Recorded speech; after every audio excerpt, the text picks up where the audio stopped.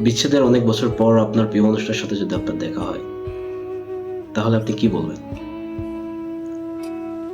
আমি বলবো, দেখো, আমি তোমাকে আগে যেমন ভালোবাসতাম, আগে তোমাকে ঠিক যতটা আমি স্নেহ করতাম, তোমাকে যতটা বিশ্বাস করতাম, আমি এখনো তোমাকে ততটা ভালোবাসি, তোমাকে স্নেহ করি, তোমাকে বিশ্বাস করি।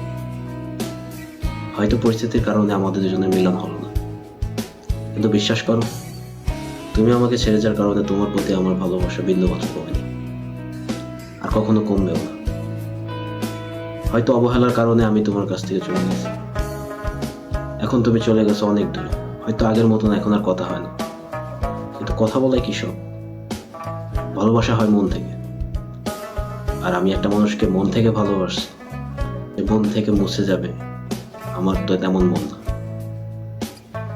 যাই হোক, আশা করি ভালো আছো, সবসময় ভালো থাকবে, আর আমার ভালোবাসা সবসময় তোমার পাশে থাকবে। যদি তুমি 100 বছর পরে এসেও জিজ্ঞাসা যে তুমি আমাকে ভালোবাসো কিনা, তখন আমি একই কথা বলবো যে হ্যাঁ, আমি তোমাকে ভালোবাসি, আমি তোমাকে আগের মতন ভালোবাসি, আমি তোমাকে পাগলের মতন ভালোবাসি।